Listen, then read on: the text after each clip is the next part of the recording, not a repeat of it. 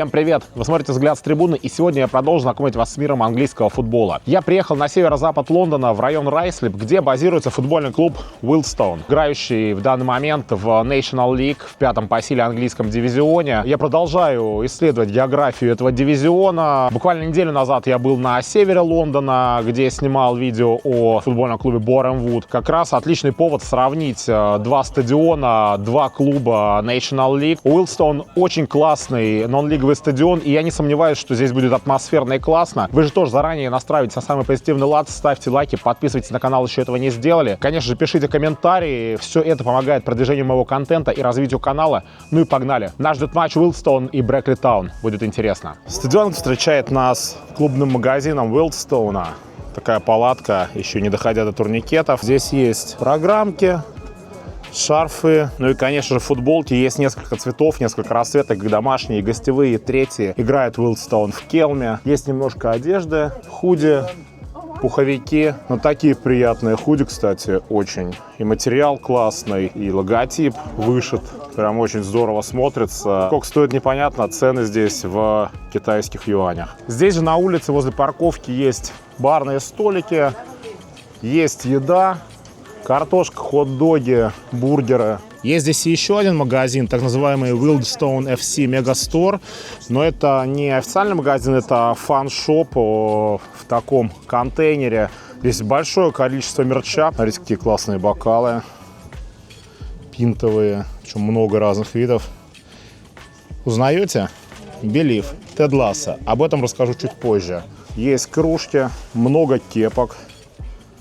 Смотрите, какая классная панама.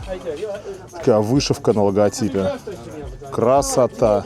Есть здесь и магнитов много разных в виде исторических программок. Есть обалденные утепленные худи, всего лишь по 28 фунтов. Эти лаконичная вышивка WFC, Wilson FC.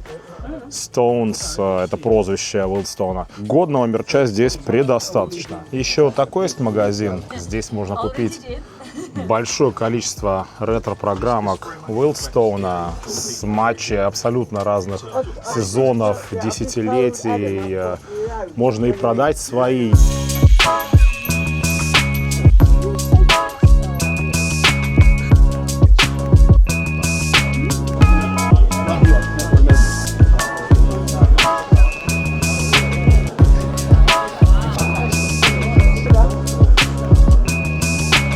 Такой приятный бар-клуб есть возле входа на стадион. На стене можно увидеть, например, фотографию старого стадиона Уилдстоун Lower Mid Stadium, уничтоженного в 1991 году. Барная стойка, хороший ассортимент напитков. Ну и вот на стенах тоже футболки с автографами игроков. И народ наслаждается своими предматчевыми пинтами. Вообще просторный бар, приятная атмосфера. То, что надо для предматчевой пинты. Ну и прелесть этого бара в том, что выходишь из дверей, и тут сразу трибуна стадиона. Далеко идти не надо. Кстати, вот можно и на улице спокойно посидеть, много столиков. Ну и дальше турникеты. Туда и пойдем. Со стартовым свистком я оказываюсь на стадионе. Довольно людно сегодня. Где-то там, я так понимаю, гостевые болельщики бодро уже поют с самого начала матча. Сейчас посмотрим, каков здесь стадион в день матча Уилдстоун FC.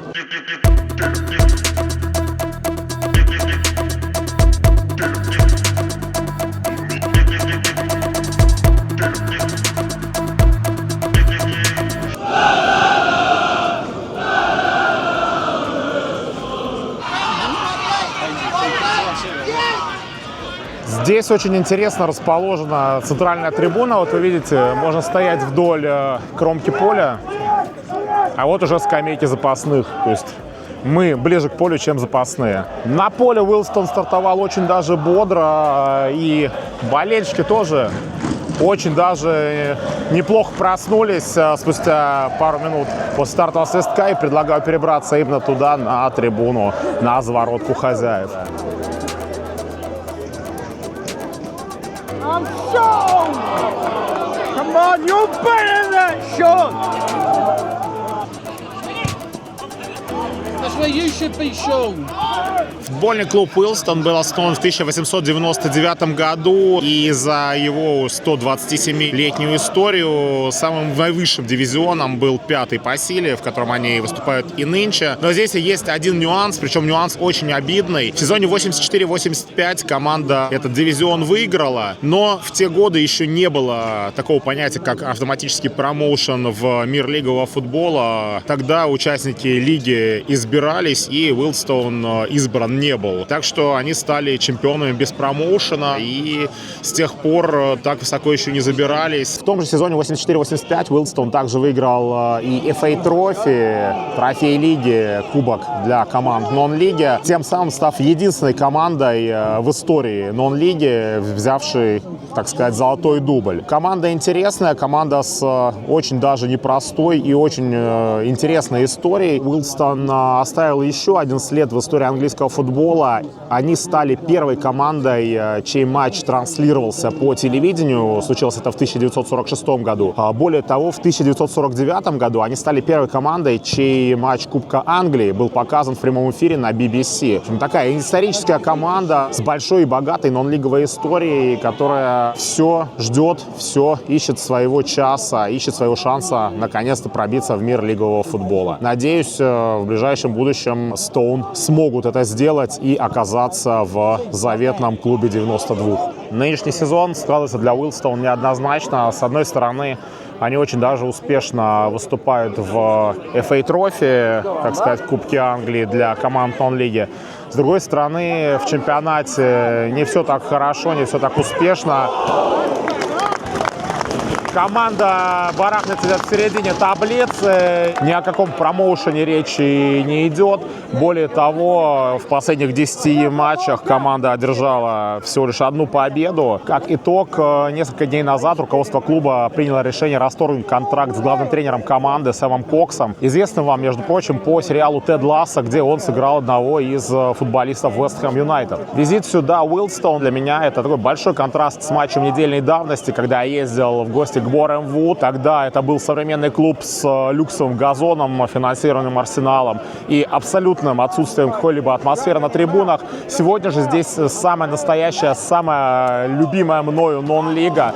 Здесь душевно, здесь атмосферно. Ну и сам стадион, видите, не чета вылизанному пластиковому стадиону Боремвуд.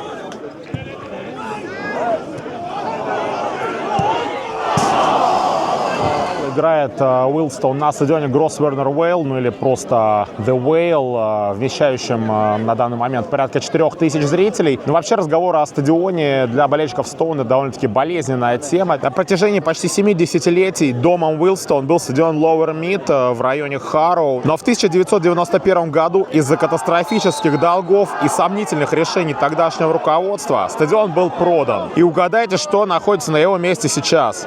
Огромный супермаркет Tesco. Таким образом, клуб в одночасье лишился дома и оказался на грани полного исчезновения. Своего нового дома команда искала целых 17 лет, 17 долгих лет скитаний, аренд чужих полей. Они даже какое-то время играли на стадионе Уотфорда. Но именно в этот период выковался тот самый несгибаемый характер фанатов, которым ставятся болельщики Уилстона. Они донатили свои деньги и буквально спасали клуб от банкротства. Когда в 2008 году клуб наконец-то получил права на нынешний свой стадион Гроссвернер Вейл, он находился в полузаброшенном, полуразрушенном состоянии. Болельщики Уилстона взяли в руки молотки и кисти и своими руками восстанавливали арену. Они чинили трибуны, красили стены, ну и собирали деньги на электронное табло, которое вы можете увидеть в центре поля. 1-0!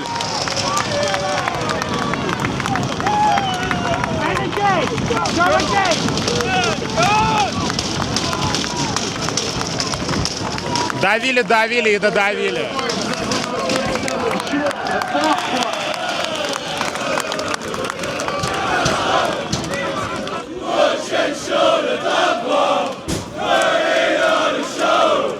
Attacking, done. Come on, skin him, bud.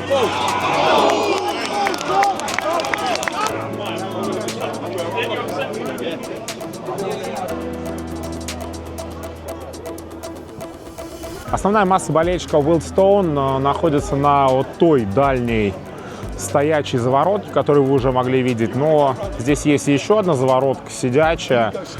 Часть этой заворотки отдана гостям, мне кажется, там стоячий сектор, а часть это кресло. Ну и здесь же можно и перекусить, бургеры, хот-доги, все это здесь продается. Так, стейк-бургер стоит 5 фунтов, чизбургер 6 фунтов. Можно взять чиздог за 6 фунтов, ну или картошку с сыром за 5. Чего здесь нету на стадионе, так это пинт. Пинты остались за турникетами. Дело в том, что это 5-й по силе дивизион Англии, и здесь на стадионах пить нельзя.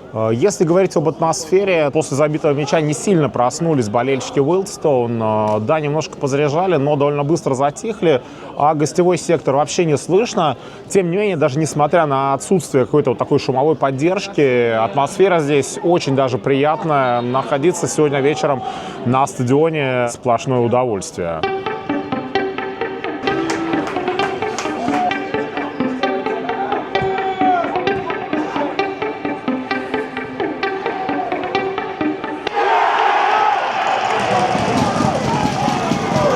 Уилдстоун забивает второй. 2-0. В середине второго тайма. Пока что очень даже уверенно ведут игру хозяева.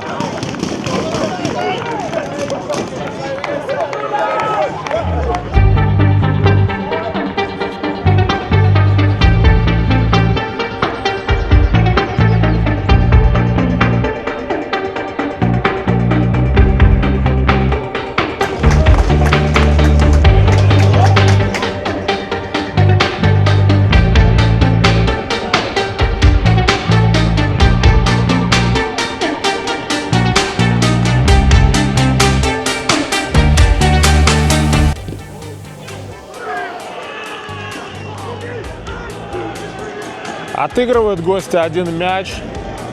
Удивительно даже. Вроде ничего не предвещало. А тут за 15 минут до конца 2-1.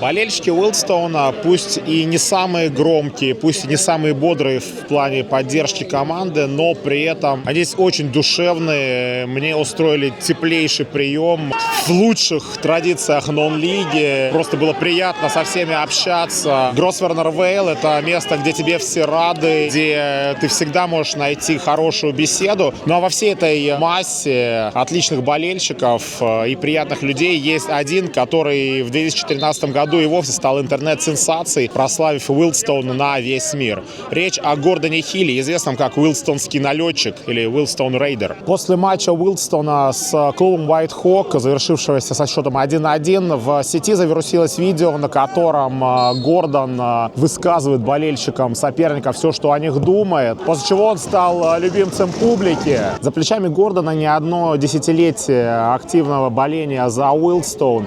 Это тот человек, которого на трибунах знают абсолютно каждый, человек, к которому подходят сфотографироваться, а он, в свою очередь, никому не отказывает. Это максимально открытый, позитивный и интересный человек. И честно, я могу сказать, что мне очень повезло с ним познакомиться. Спасибо хорошо известной вам Маше Макаровой, которая меня с ним и познакомила, благодаря чему у меня был теплейший прием здесь. Ну, а сам Гордон весь матч делал все, чтобы я чувствовал себя на стадионе максимально комфортно, составлял отличную компанию в моем визите сюда в гости к Уилдстоун. First of all, I want to say thank you very much for very warm welcome for this evening. It was a big pleasure talking to you. I hope I wasn't boring. Right, let me explain something.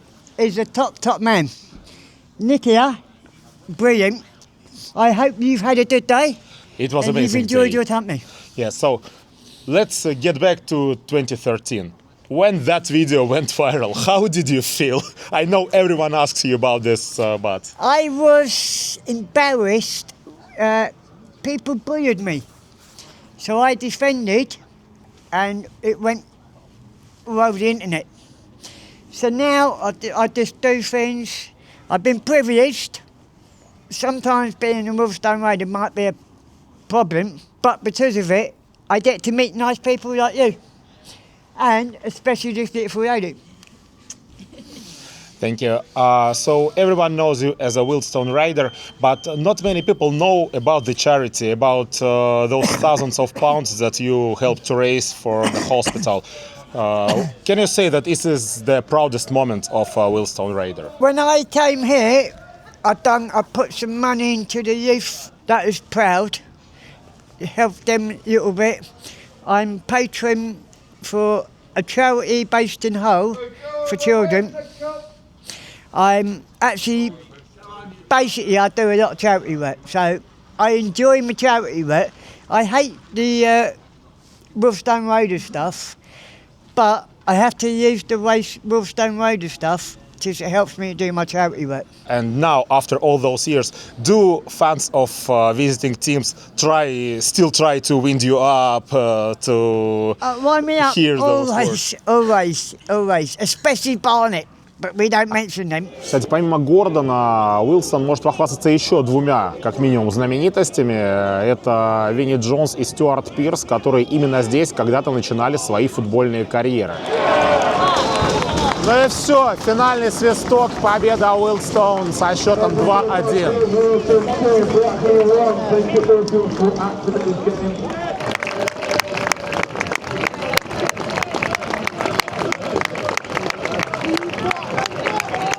My mate Nicholas, he's got a brilliant channel. If you don't follow it, me, the Wolfstone Raider, will come looking for you. If you want some, we will deal with you. Follow this channel.